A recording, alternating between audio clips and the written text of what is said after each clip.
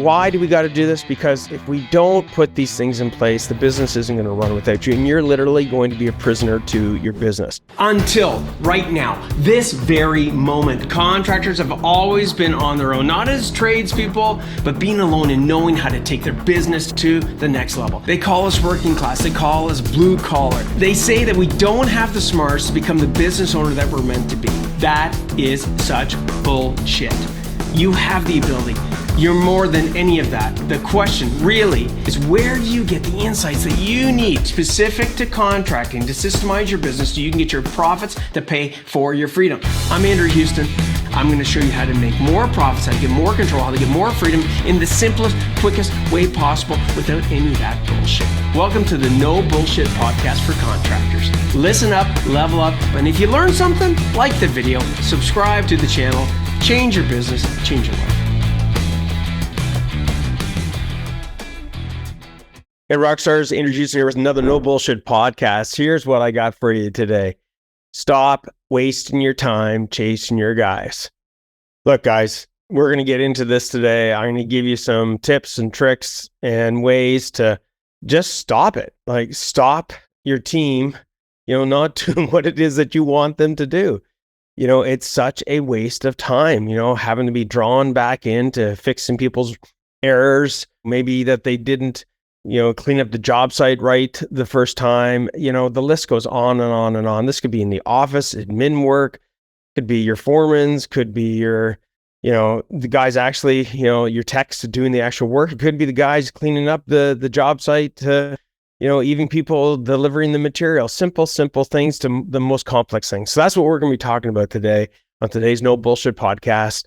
Again, this resonates with you if you are sick and tired of chasing your guys, to get things done right the first time. So let's get into this. I'm going to tell you right now, it's not complicated in solving this problem. I'm also going to tell you that no matter what I tell you today, no bullshit, no matter what we cover off, no matter what you put into place from today, even if you follow exactly what I tell you today, it's going to raise its head. And what do I mean by that? You're constantly going to be challenged, okay? Let's call it the system that we're going to put into place today. It's constantly going to be challenged, okay? And even with doing all these different things, there's going to be times where people are not following your instructions, or they're not doing the things that you want them to do, even with putting all these things in place. The key to this, it's not that it's not going to happen. It's really about today how you can catch it super quickly so that it can be corrected. And ideally, we want this to be corrected beyond you. Okay. So that's what we're going to be touching on today. And there's going to be 3 simple things. I'm going to try and get this podcast short and sweet for you today. I know some of them we go a little bit longer because it's a little bit more in depth, but this stuff is super simple. So let's talk about, first of all, why we want to have something in place. Okay. You've got to put something in place, first of all, such that it's not in your head. And the reason for that is it's not a system if it's in your head. People cannot read your mind. It'd be great to be able to do Vulcan mind melt, right? So that people can actually, on you as the owner, go, okay, this is exactly what you're thinking. Okay, now I know exactly what to do. But even if they were able to do that, there's so much information, guys, that wouldn't be realistic, okay? We've got to get things out of our heads and into the hands of our team. How we go about that and what we're going to cover off today is super key to amplifying the ability for your team to get to do things right the first time. Like, as a business owner, you didn't get into this business to be a babysitter, okay? You didn't get into this being a champion CEO, owning a contracting business, to have to micromanage and watch every step that people do.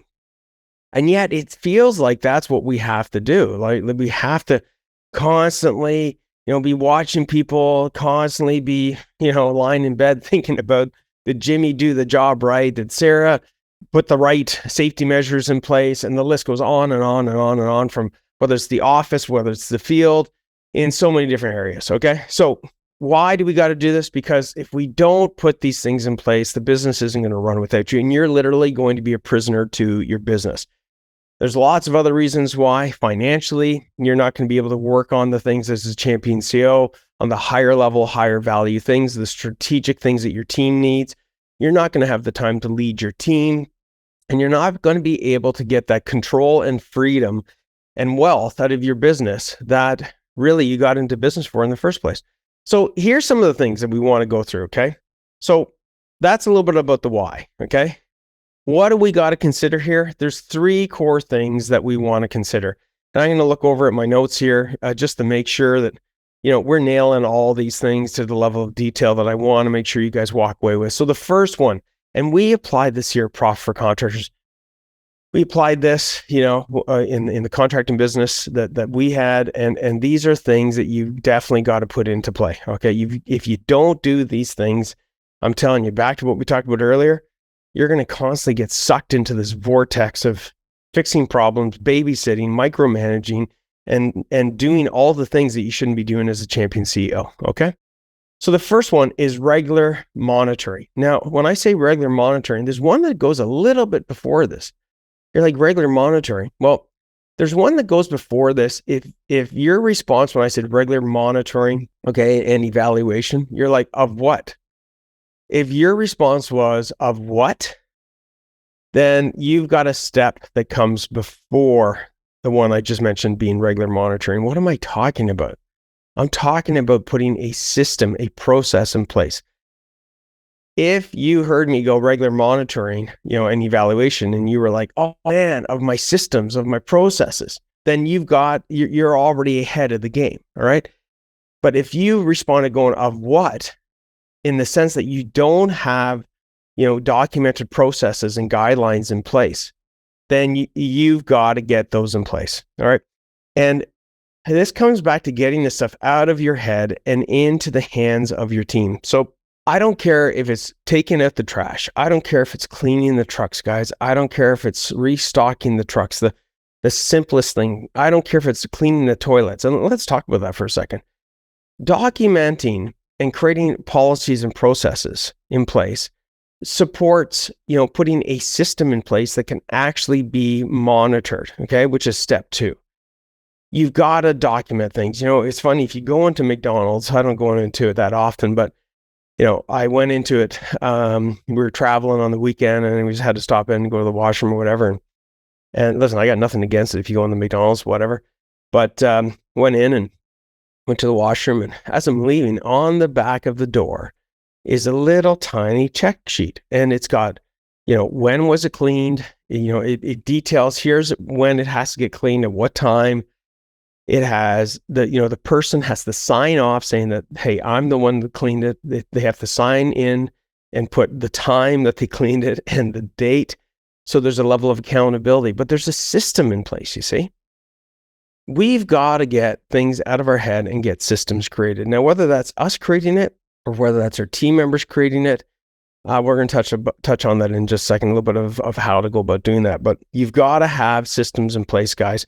Otherwise, how in God's name are we ever going to get to the second step, which is holding regular monitoring and evaluation periods of time? We're not going to be able to hold people accountable. Okay. So the very first step, guys, is you got to systemize the process, right? Systems times people, a little formula here for you. Systems times people equals results. You can have all the people in the world. If you don't have the systems, you get if you got 0 systems and you had 10 people, the results you'd get is next to nothing, literally nothing. Okay. You've got to have the people and you've got to have the systems. You get the systems and you get people using the systems, then you're going to get the results you want. Okay. The whole idea here is systemize the routine, humanize the exceptions, and get your systems to run the business and your people to run the systems. Okay. That's what we're going after here. So a couple little tips.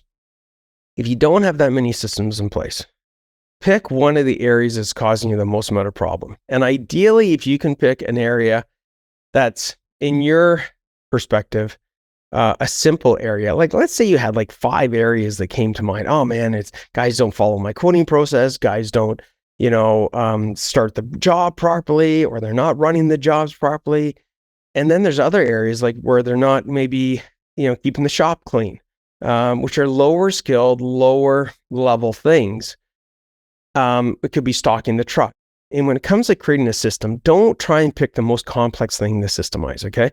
That's one of the most difficult ways to learn, okay? You want to pick the simplest thing and systemize that. And it could be cleaning the toilets. It could be cleaning the trucks. It could be cleaning the shop, okay? So what do we do with that? Well, we want to create a step-by-step system, okay? And there's a couple of ways to do it. You can either write the system yourself, and I mean write it in a spreadsheet. Christ, I don't care if you write it on a piece of paper and you create photocopies of it to put it in different places, but just get started with a basic area of your business, writing a basic, simple system. If you can't do that, don't worry about the more, intermediate or advanced systems that you're going to have to create. And on top of that, don't worry about your guys following the intermediate or advanced systems if they can't follow the basic ones.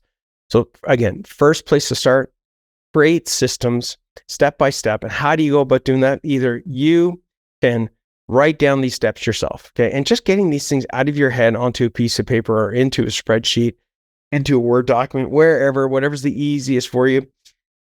All of a sudden your brain is going to look at that. And if you did this, right after this podcast, and you pick something that's got, in your mind, you're like, oh man, I just wrote down 10 steps. I guarantee you, when you look at those 10 steps, your brain's going to go, wait a second, I'm missing something. You see, when you start writing things down in a step-by-step process, the brain naturally wants to make it the most effective and efficient as possible. And if it sees steps in between what you've written down, you'd be amazed how quickly it's going to identify those things and go, wait a second, there's actually a step in between what I wrote down between steps 7 and 8.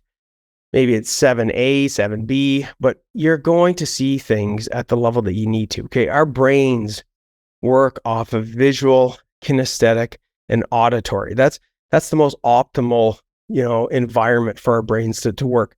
You want to create an optimal environment for creating a system. Now, you don't have to just do it yourself. Again, I'm going to move on from this one in just a few seconds here. Get your team to watch you if that's easier. Hey man, I need you to watch how I do this. It could be cleaning the toilet, cleaning the shop, cleaning the truck, whatever. And as I'm doing it, I want you to document what it is that you see. Or it could be where you got somebody that is really good at doing something systematically versus say, the other 5 team members you've got. Then you explain to them what it is that I just covered off with you and get them to start writing down the steps, okay? So it could be you and a team member. It could be a team member. Pick, again, whichever area that's the easiest to systemize and get that started, okay? So that's the easiest steps on beginning to systemize your business, all right? So now that we've got this list, now that we've got this documentation process, what we want to do is you want to sort of wrap that around what I call the rules of the game. So if you got this system, you want to assign who owns the system. Otherwise, what will happen is that anybody and everybody will try to change the system. You want to have some sort of regulation of it, all right?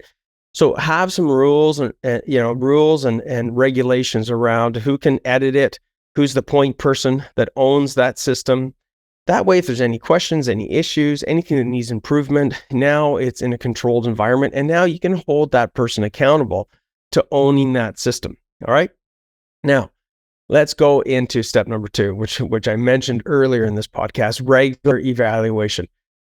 Look, guys, you got to do periodic check-ins, okay? That could be through progress meetings, performance reviews. That could be, assessing the process on a monthly or quarterly basis. But you've got to do regular monitoring. And the monitoring timeframe that you want to look at is relative to how often that system gets used, okay? So if a system gets used every single day, multiple times, and it's a new system that you're implementing, I'm going to use what I call the rope analogy. You want to let the rope out a little bit. That means you want to monitor when you first put it in. It's a daily system. You want to monitor it daily, okay? And that could be a 5-minute, check-in to making sure the guys are, physically, ideally checking off boxes, some sort of physical engagement where you can check in and see that it's actually being used. Now, you might be like, man, that's an awful lot to be checking in on it. Well, you could delegate that to somebody else. But if it's a daily thing, you want to make sure in the beginning it's being used daily. And what I tend to like to do is I like to give it, people talk about creating habits. Some people say it's 21 days. Some people say it's 40 days. My personal opinion is, if you're doing something that's a daily activity, within 20 days, it should be a habit, okay? If it's being used every single day properly and it's being checked every single day, could be, again, like I said, 5 minutes, then it's functioning, it's becoming a habit, and it's becoming part of the business. Then what you can do after the 20 days is you spread it out. You check in on it maybe a couple times a week. Then you check in on it, as time goes on, another 20 days, maybe once a week, and then another 20 days, you check in, maybe it's every 2 weeks or every month, but you always want to be checking in, all right? Base it upon your check-ins, upon how well the team is able to do what it is, again, letting out that rope and able to follow those systems. If you find that there's too many errors happening, then you got to pull the rope in, okay? And that rope is the rope of accountability, I call it, okay? So you always want to have a little bit of tension on that rope, all right? People know that you're watching it. People know that it's being monitored, okay, or monitored by somebody, and that there's a level of accountability. And what this does, guys, is it allows us to catch things before it gets too far and off the rails, whereby you've gone, months, weeks or months of a system not being used, and things are going, into chaos. Okay, so step number 1, document the process. Step number 2, make sure you got regular monitoring in place. And eventually what you want to do, if it's something that you're having to monitor as the CEO, then you want to eventually give it to somebody else that's going to be able to monitor that. All right. So pick an area that's the easiest to focus in on, low skill, okay, easy to train, easy to systemize, document the process, put rules of the game around it. That's step number 1. Step number 2, regular reviews. You want to review it and have a monitoring system whereby when it's off or on track. All right. And step number 3, this is gold. Now that you got those 2 in place, what can you do? What's the next level? Well, the next level, now that we know we got the right system, the system's being used, people are being held accountable to following it. And the other thing I just want to say is when you go and create these systems, you want to make sure, and you want to put this at the top of your system. You want to make sure you articulate the why. Okay. If it's cleaning the shop, okay. If it's, I want to make sure the environment is safe. We want to make sure that it's efficient so that everybody can, find the right material, that it's in the right place, that it's organized, that we're not running around, in chaos.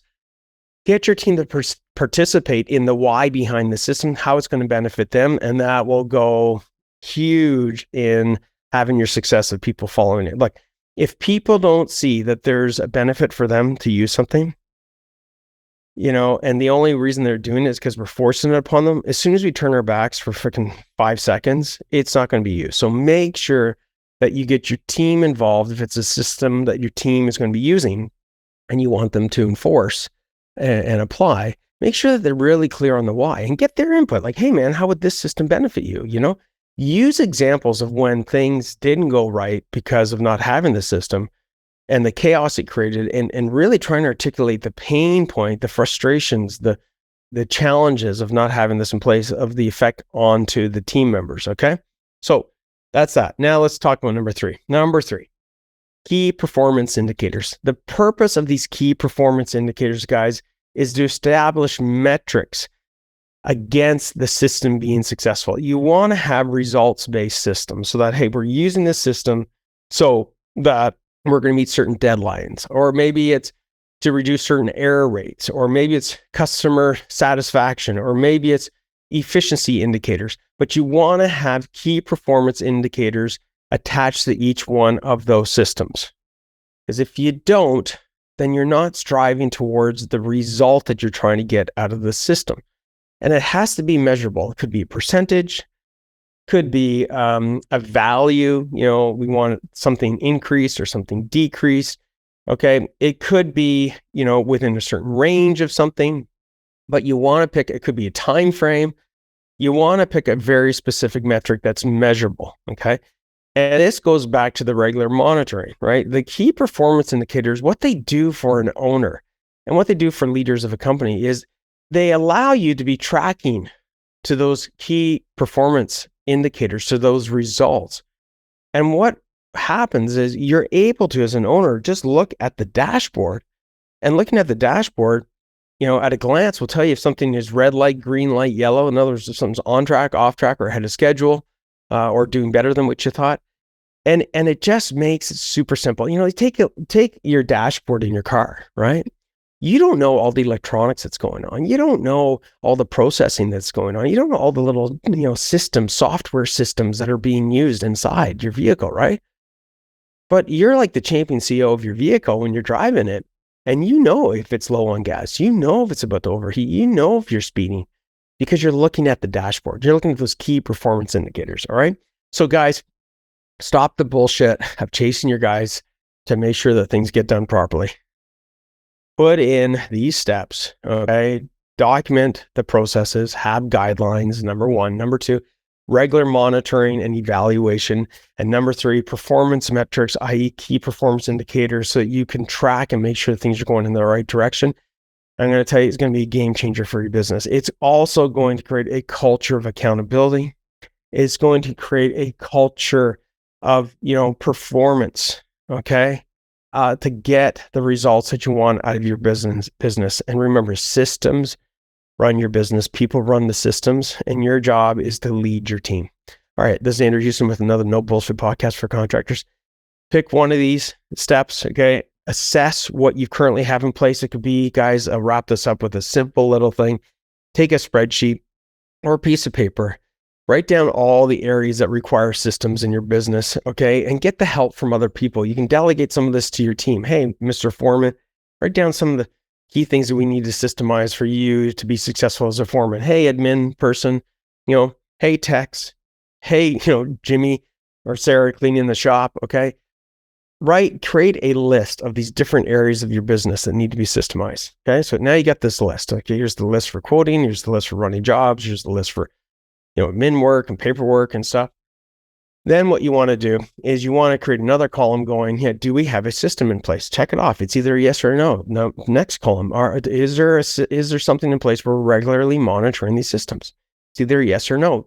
And you can write beside that the frequency and who is actually checking it, right? And then number three is, do we have key performance indicators set up for these different systems, not only to track them and monitor them, but get the results out of them that we want. And that's it, guys.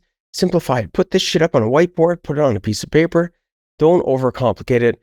Start with the small things, and that'll get you to the big things. And again, I'm Andrew Houston from Profit for Contractors. I'll see you guys on the flip side with another No Bullshit podcast for contractors. Till next time, later. Hey, rock stars. Thank you for watching the No Bullshit podcast for contractors. If you enjoyed this episode, hit the subscribe button. And if you're serious about growing and need help, click on the link below. Myself and my team would love to help and give you the necessary tools so you can take your contracting business to the next level. And remember, dominate, delegate, and deliver.